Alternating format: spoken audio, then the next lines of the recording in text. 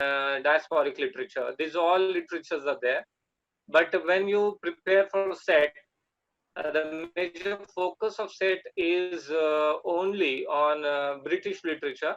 Maximum focus is on the British literature that you can go for.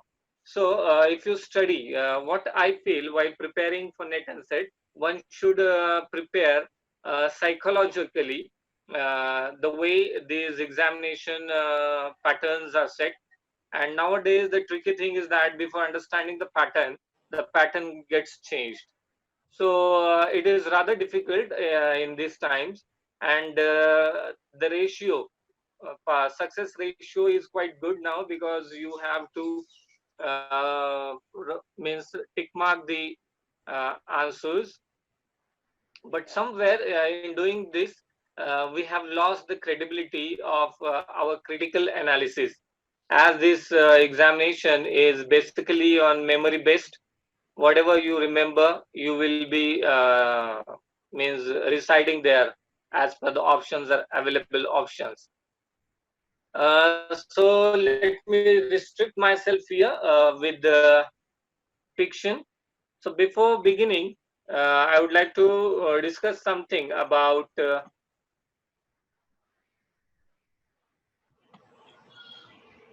what is literature in brief.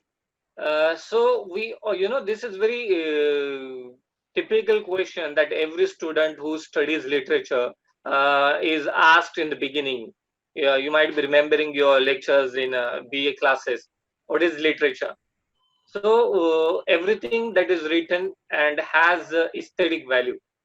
Means while studying criticism, we do focus on this because pamphlets can be literature. Then prescription that is written by doctor can be literature. So everything which is written is not literature, but everything which is written and has aesthetic values, then has a universal appeal of emotions that appeals your thoughts and that inspires you to do something great, that initiates your humanness. So that can be called as literature. Then while studying literature, suppose I read Grace from Marathi literature, or when I read Galib, so I need to understand the genre, what in what context that literature is written, or in what format that literature is written. So when I listen to Rahat Indorpuri Rahat Indori's share, so I need to understand the context that in which he has written and format in which he has written that particular literature. So here comes the genre theory. So when we study the types of literature in general and genres particularly, because genres and types can be once again debated.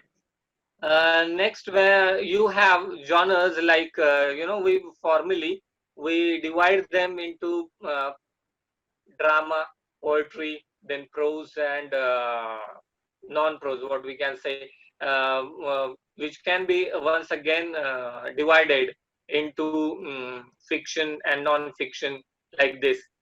So theory of genre is also important while studying literature because it helps you to give insights to understand what exactly that genres demand, what exactly the format is, what conditions are laid while writing that particular poetry. Within poetry, you have so many things, ballad is there, lyric is there, then sonnet is there. When in sonnet you study Spenserian sonnet, then you have Shakespearean sonnet. Then literature, if you read literature in the from the beginning, oral literature is there. Then the folk tales were there, folklores were there, then folk songs were there. Then when it was a tradition became of recording those particular things on paper, then we got printed literature. And at the same time, when man used to interpret this literature as per his own thoughts, or as per his psychological or cultural conditions, then the tradition of literary criticism, or what we can say, literary theories were emerged as we used to apply our day-to-day lives and how these lives are being reflected in literature. So when printing technology was invented, literature became popular in masses also. And if you read the whole history of English literature and the world literature itself, you will come to know that how uh, at the advent of industrial revolution and the emergence of middle class, uh, novel as a genre became famous in Western countries. In those days, novels were written in a series in newspaper, or they were discussed at coffee houses. We have that coffee houses culture in British literature, and even in India, we have that kind of tradition. If you remember, Kalagoda Literary Festival in Mumbai is famous, where poets like Arun Kolatkar, Dilip Chitre, and the whole poets, those were residing in Mumbai and across. They used to be there. Then we have Jaipur Literary Festival, the World Festival, where all the dignitaries or the literats come there and discuss over the world scenario. So, what exactly then we are studying here? When we say fiction, there's a these words. We try to understand these words in two aspects. We called it fiction, but at the same time we say that fiction reflects reality. So, fact and fiction, these two things are rather antithetical, and but here in our context they complement each other. Fiction or novel can be said as a genre of literature that is famous now. Then we also called it as a novel because there is a newness. Novel means there should be novelty. The thought, the storyline, the characters, these should be represented in a new way. So that is why it is called as novel. And fiction, as it is imaginary piece of writing, you can call it as a fiction.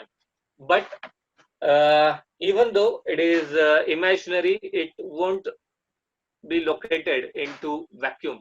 Only imagination or only fantasy is impossible.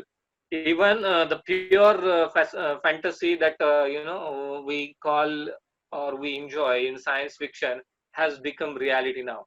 So these all are antithetical words. We have to juxtapose them to understand their relevance in our study circle or in our day-to-day life also. Terry Eagleton, in his a book, How to Read Literature, has talked about it. And while talking about reading literature, he has that impact of leftist or Marxist theory. So while reading literature, you have to read from the utility perspective also. You have to understood the values that would help human society to be better, and that would help to propagate some kind of agenda that would lead towards revolution. And then if you read this, if you read fiction, so we I don't think there's a single person who has not read Alif Laila stories, or who had not read Mahabharata, or at least heard Ramayana and Mahabharata, or who has not read Panchatantra stories. So if you see them, Panchatantra, Alif Laila, Aesop's fables, then Ramayana, Mahabharata epics, and then Jataka tales from Buddhist tradition of literature, you will come to know that there are certain patterns, and we need to reveal these patterns in our day-to-day life. And how we can do this? By understanding the way these narratives are built up. So here comes the importance of narratology. What narratology gives you? Narratology helps you to understand the way these novels are written, and it helps you to decode the patterns. And when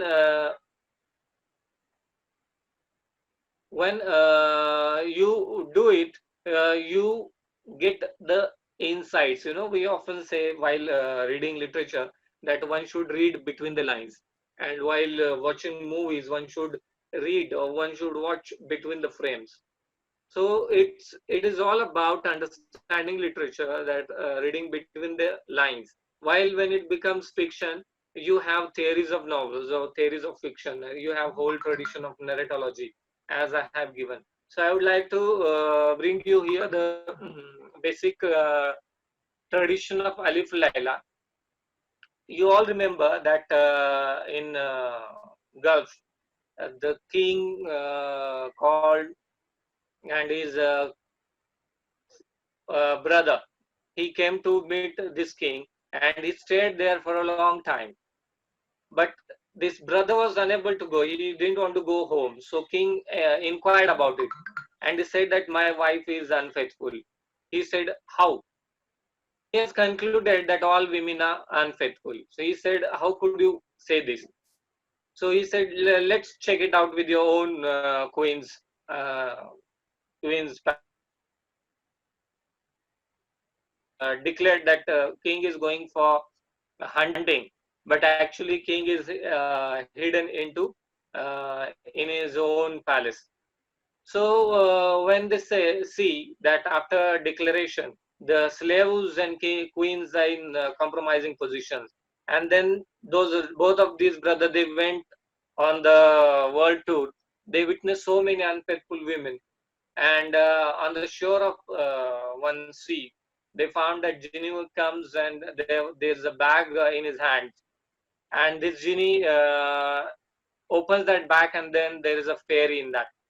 That fairy plays on the musical instrument that genie slips, and then that fairy calls these two brothers and asks for them to make love with her.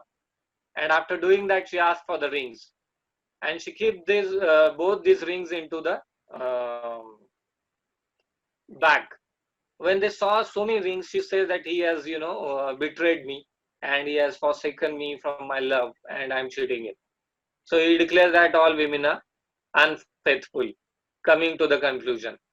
Then now he kills each woman he marries. The day he marries, the next morning he kills them.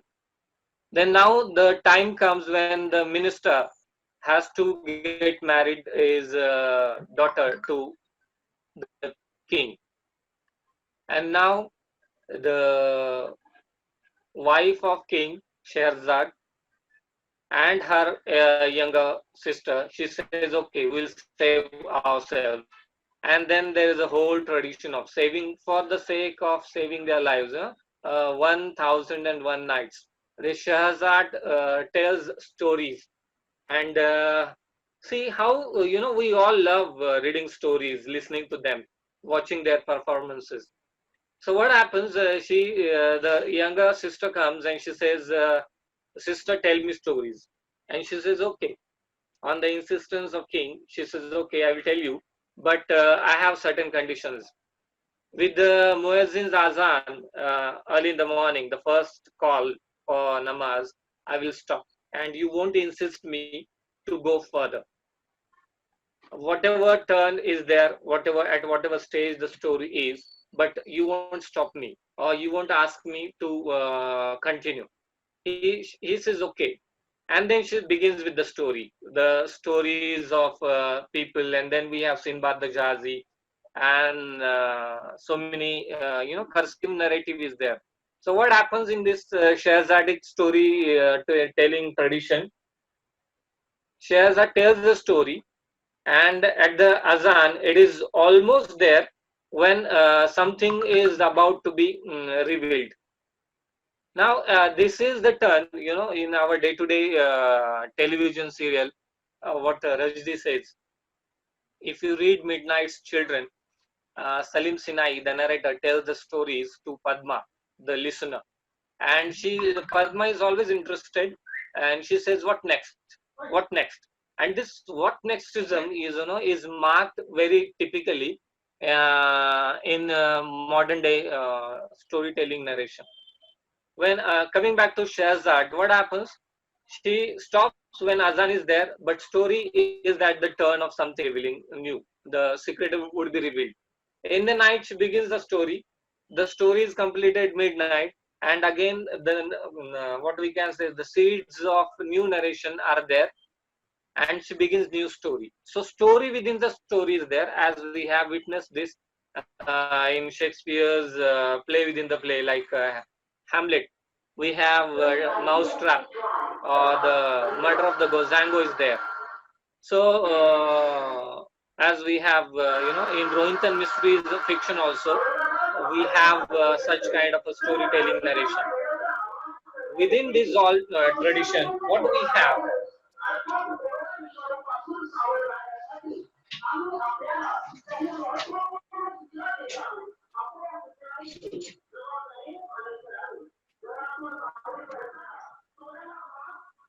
what we have here, if you read any piece of fiction, uh, you understand how writer evolves so many things.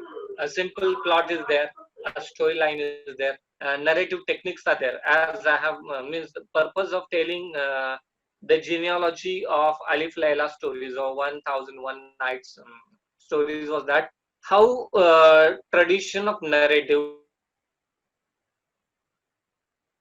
and narrative techniques even in Panchatantra you have such kinds of stories, even in Aesop's table you have such kinds of stories. And the basic function, when you study the function of literature, the basic two functions, amusement and edification, means education and entertainment, is always there. But from 1815, as you know, we have industrial revolution is there. And then the Charles Darwin's theory of survival, theory of mightiest, one who is mighty would survive. And the whole theory of evolution has changed the perception of the creation of this world. And you can even the narratives can be traced back, what we call them as meta narratives.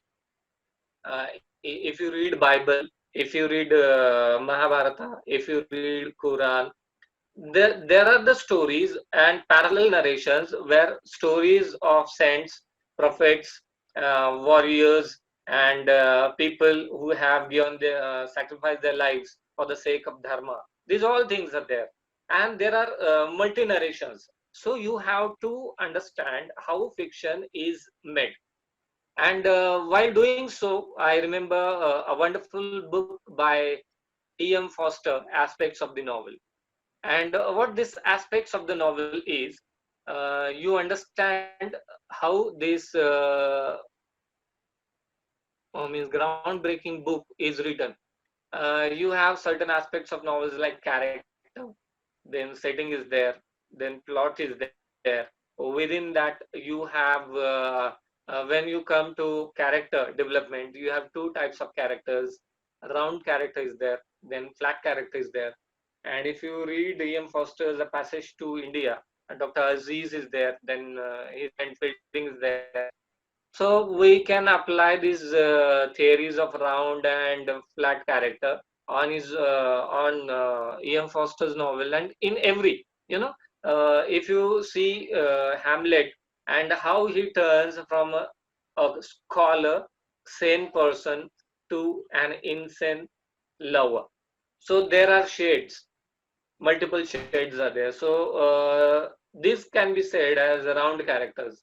A flat character, you won't find any development. It was as it is when and it is as it is at the novel, or the piece of literature or film ends. So there is no growth, there is no graph of development of that particular character.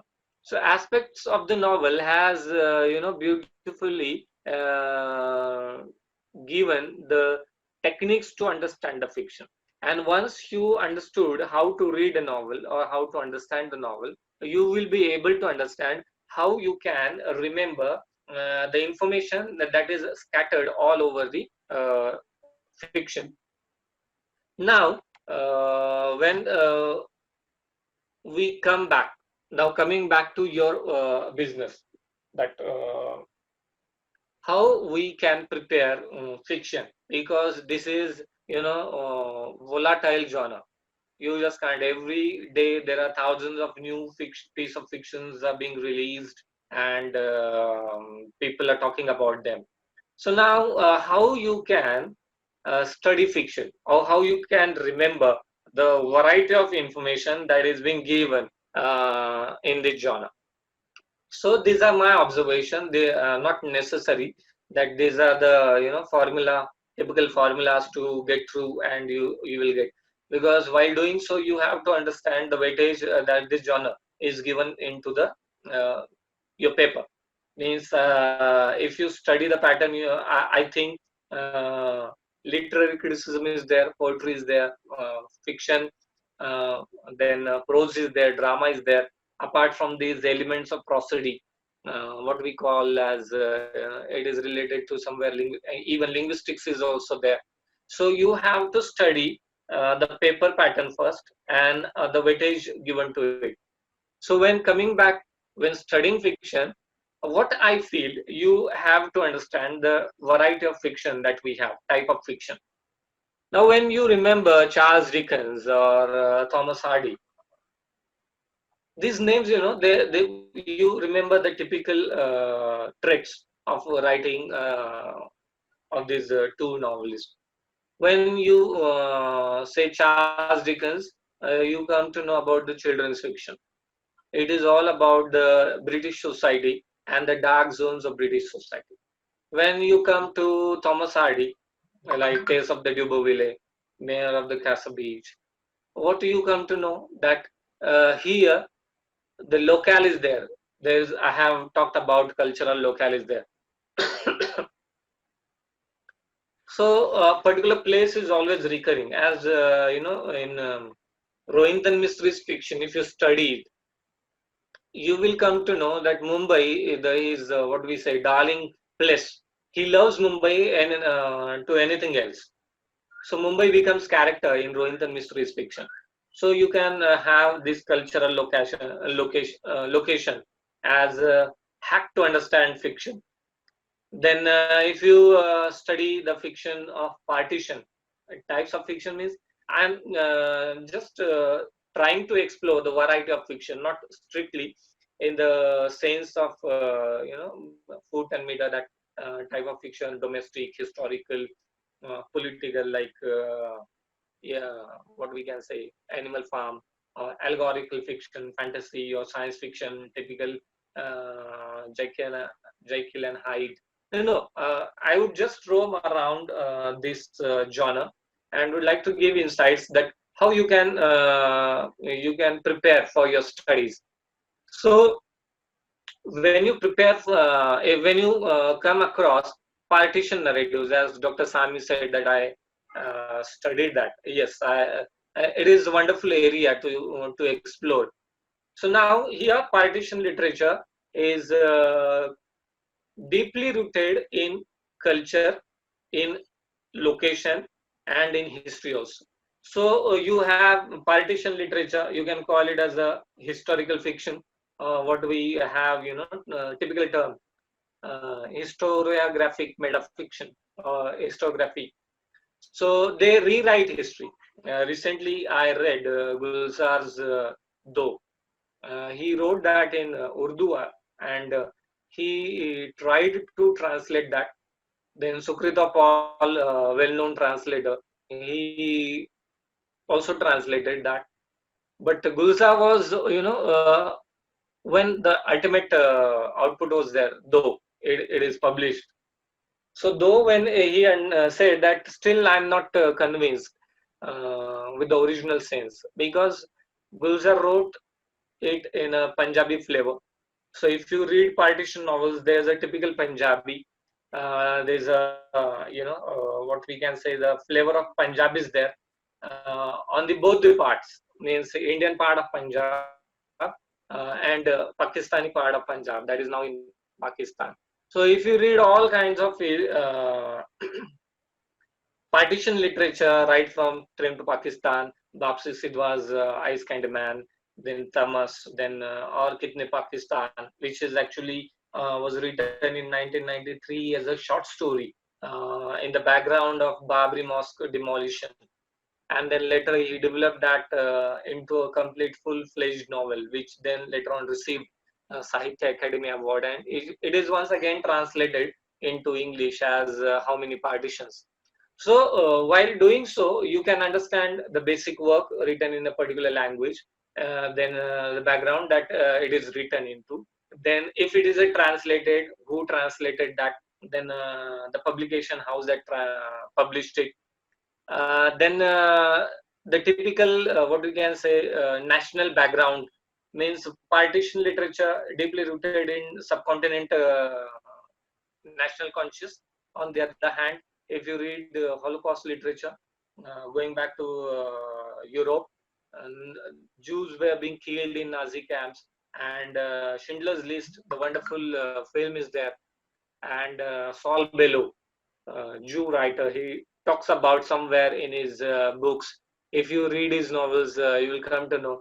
Means one of the short fiction, or what we say novella, uh, Seize the Day, talks about how human predicament in day-to-day life is there. Means what I am trying to tell you, how you can study, prepare your MCQs. You have to prepare your own MCQs.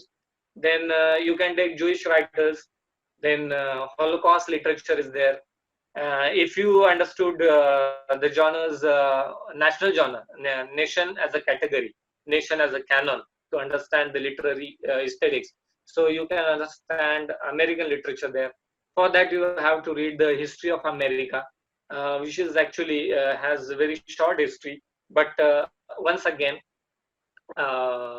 it has its own history.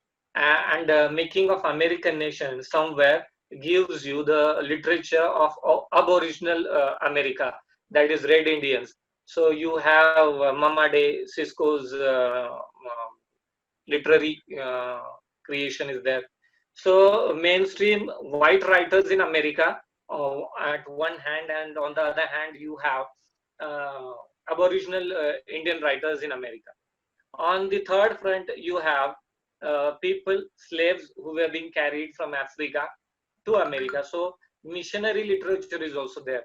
Missionary fiction is also there. You can call it as the people who went into in search of exploration, as we have Heart of the Darkness is there.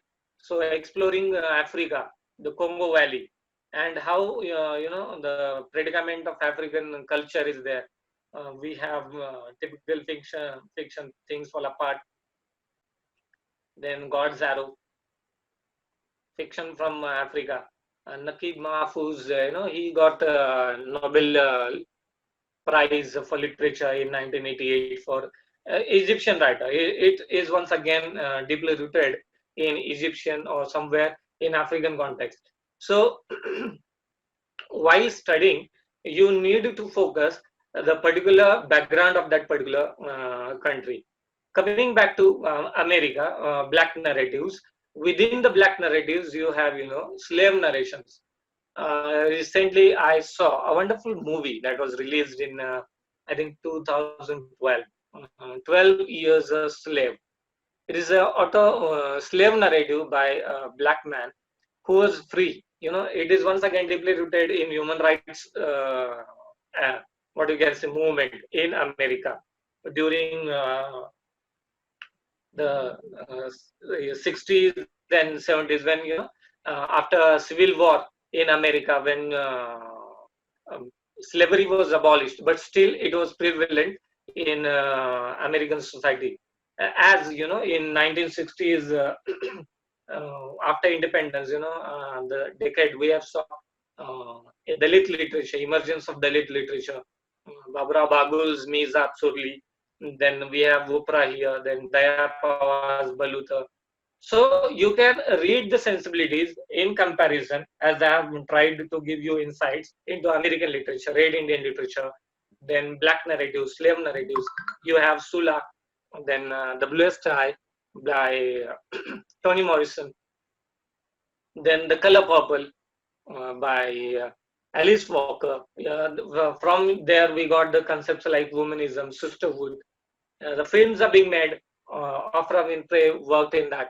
So while doing this, you can compare the national literature from India, like sensitivities of blacks from America, from Africa, from Dalit literature in in southern part of India. We have Ambai, then Juten, Valmiki, Om Prakash Valmiki's Juten is also another piece that can be remembered. So studying this would be another benefit. Then within this genre, you can study the fiction of Mahashweta Devi, or what we can say, fiction from tribal areas, or what we can say, the less explored areas of India.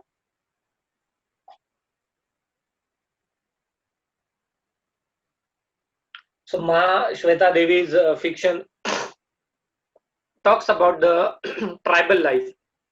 Then Temsula Ao, she talks about her experiences in Seven Sisters. Her Labrador for My Head got Sahitya Academy Award in English. So you have to jot down the dots and then connect these dots with the larger picture. So beginning with a small stage, identify the canon, identify the writer. In within India, you have vast genre. If you read the South Asian diaspora, I still remember when I was working for my research and I was preparing for the review of literature. So I literally wrote about one to two registers writing about the writers and their novels. So within doing that, and that actually helped me to crack my neck. My research helped me to crack my neck. So that research eye should be there in you. So while doing this, if you read Pakistani fiction, you have Mohsin Hamid, then then you have Tamina Durrani, then you have if you read fiction from Bangladesh, Tamina Naam is there, Golden Age. Then there's a political fiction that we have, Golden Gate, like Vikram said's Golden Gate is there. Then the new kind of fiction is there. The tradition is being evolved, that myths are rewritten, and Amish Tripathi is what we can say leading in that. Is Shiva trilogy, Immortals of Meluha, then Ramchandra series, Ram, Sita, Ravan. So this fiction would help you to understand how you can gather information on one hand, and how basic elements are used.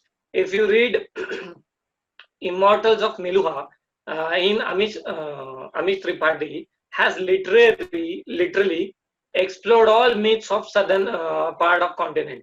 Means Jhulelal is also there. Then Lord Shiva, he becomes a tribal chief. Then the conflict between two civilizations, Aryan civilization and Dravidian civilization, is being given there.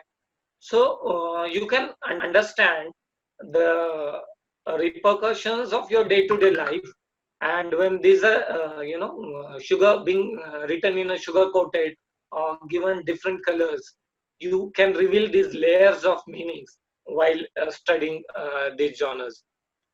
uh, I think I have how much time do I have? Okay.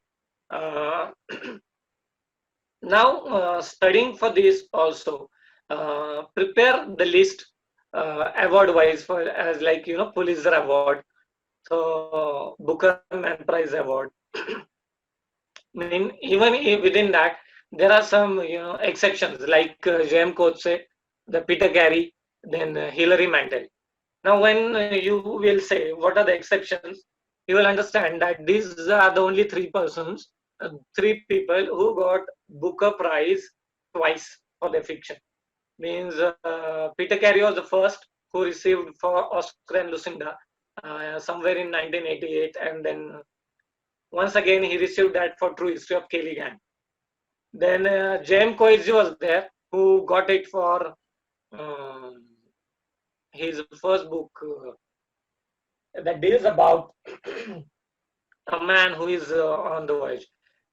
Character M is there, so that is representing somewhere Nelson Mandela and Mahatma Gandhi, the civil disobedience and impact within the African context, it relates the apartheid situation, and then Disgrace, second novel for Disgrace he got. Then Hilary Mantel, he got that Wolves house or palace or that, and then her second become the bodies. So what I feel, Pulitzer Prize list is there for fiction, for drama, then other things. Then Man Booker Prize list is there, Nobel laureates list is there. Then you have Sahitya Academy in India. Then Gyanpid is there. And then within Indian context, you have so many prestigious awards like the Kalidas Samman, Meera Samman, that is given for by MP and UP government. So you can understand literature, you can understand writings of these people through this. Then diction, or what we can say language. Uh, Once again, going back to Rushdie, the diaspora or IWE, Indian writings in English, it talks about chutnification or salad language. So many words are being taken as it is from the regional dialects.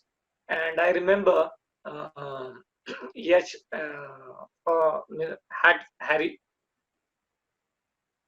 G.V. Desani's novel, I don't remember the exact title, where he literally translates the names. If Sadanand is there, he ever happy. He translates names like this. So Indianization of English is there. Then in Rushdie you have chatnification. If you read Rohinton Mistri's diction novels, you will come to know that Mumbai English is there. If you read Bapsi Sidhwa's novel, you will come to know a typical Urdu essence is there, a lot of shairi, and the impact of Mir, Taqi Mir, then Faiz Ahmad Faiz, Ghalib. These influences are there. You can understand while reading their fiction. This can be identified in everyone in the tradition of Oriental fiction or Occidental fiction. Then you have, when something happens in context, the literature becomes. In 9 by 11, there is a literature. Like Mohsin Amin's Reluctant Fundamentalist is there. Then you have within American context, there are so many 9 by 11 fiction. Films are also there, like Khuda Ke Liye by Pakistani director. So you can, studying or preparing for NET and Z, don't make it, compulsion. Enjoy it. So when you will enjoy that, you will understand, you will remember the small details. And these small details would help you to come up with your own question bank. There are so many books and so many people, writers who prepare question banks, ready-made question banks, but there's no shortcut or success formula. Workshops like this, people like me would just tell you that how you can engross yourself or how you can grow your interest, study going into the details, and then bringing your own observations. It will not only help you to prepare own understanding, but it will also prepare you for your own research in future. And while doing so, you automatically, when you will be on the computer and prepare writing your clicking your MCQs, it comes back. It's very obvious procedure. And one should remember one more thing, that you should work on your psychology. Brain has immense potential of elasticity. The neurons can be expanded if only you will do it. So if you stretch your brain, if you work rigorously with enjoyment, don't work like a burden. Just enjoy your study, and I'm sure that you will crack your net and set business, and you'll come with flying killers. There is so many things are there to be discussed, to be shared, to be told, but I think time doesn't permit me, and I think I should stop here. So over back to Dr. Sami. And if there are certain queries I would like to answer, or we'll just have a discussion if you want. Sami sir.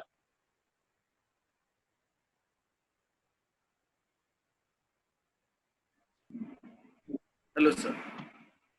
Uh, Thank you, sir. Thank you for your presentation. And I request Aziz sir to unmute all the participants so that they can ask questions.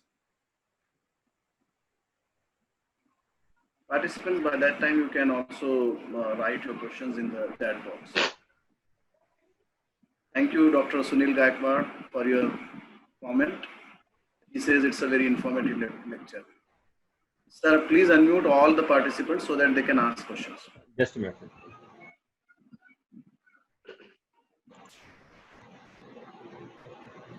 Yes, please, if you have any question, please ask.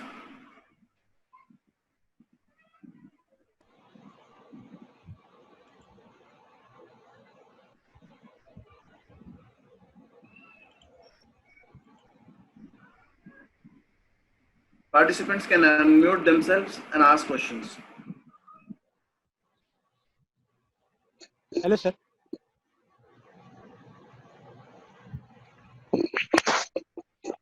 Hello. Sir, you can speak. Hello. Hello. Sir, you are audible. You can ask your question. Is it audible, sir? Yes, sir. You can ask. Yeah, sir. Yeah, sir.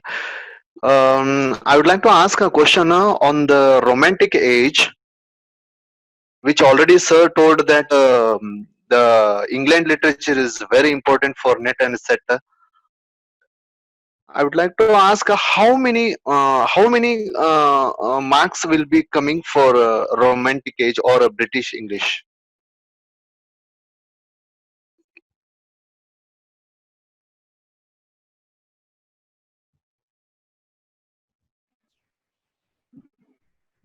Aziz, please unmute him. Ajay sir, you have to unmute yourself. Now you can speak, sir. Yeah. See, in the beginning of this discussion, I told that uh, every genre is given particular space with regard to marking. And if you consider that you have nowadays, I think there are 50 questions for first paper. Then now there is no second or third paper like this.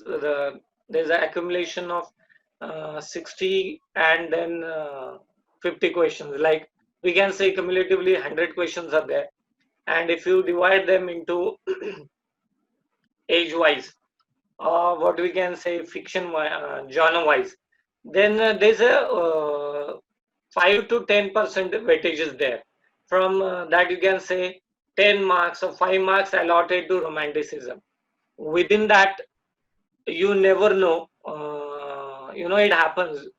Even you have experience that the weightage is given on a particular thing.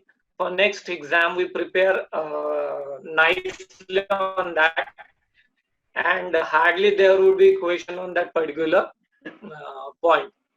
So we have to remember that you have to thoroughly prepare yourself. The major writers, major incidents, major isms, or notable works in the backdrop of notable events in that particular era shall be studied properly, and they should be, what we can say, repeated time and again. So when it comes, you will crack it. You can't say, because nowadays they are changing pattern for each examination. Means if you give for June, there will be different pattern in December. So it would be rather impossible till exact what pattern would be there and what weightage would be there. Sir, this is Dr. Sunil Gaikwad. He says, will you suggest some references for second paper? Second paper, that means English objective. So one should go for books, history books. Means what I think, you have to read volumes of David Duchess, but David Duchess volumes are rather difficult for common students. So you can begin with S.C. Mundra's volumes. Then Goldman's volumes are there. Then you can read small history books like Outline of English Literature by people like I for Evans, and there are so many history books. What I suggest that you should read small books that would give insights from different perspectives. Because what happens when I write history of particular genre, I write from my own perception. So might be possible if somebody else, the man who has written history of particular genre before me, might have left something. And after reviewing that particular literature, I would consider it worth to explore those writers, to explore those books which were not covered in previous books. So we can come up with the idea that small history books would also serve the purpose, because they would give you different perception from different writers. Might be from writers' perception, from the issues that are being delivered by the writers, or the backdrop that are cultural or historical, political, in which they are writing. So small history books would do. David Deutsch's is there. Then S.C. Mundra's volumes are there, and small history books. There are so many. Thank you, sir. So Dr. Ajay Deshmukh covered not only the major areas of fiction. He began with the aspects of fiction and then moved on to different genres. And he has also suggested that apart from making the canons of literature, we should go for the award lists and analyze the award list, who has received it twice and who has received it for which book and in which lineup. I think this was really, as Basavaraj writes, he says, I love this session, which is very helpful and informative for NetSet trackers. And he thanks all the dignitaries. Sir, I request you once again to share your PPT so that I can forward it in the group. Okay, I'll send it to your WhatsApp. Right. Then you can Right. share that. Yes, Right. yes. Thank you. And Thanks all. thank you, sir. Thank you. Yeah. And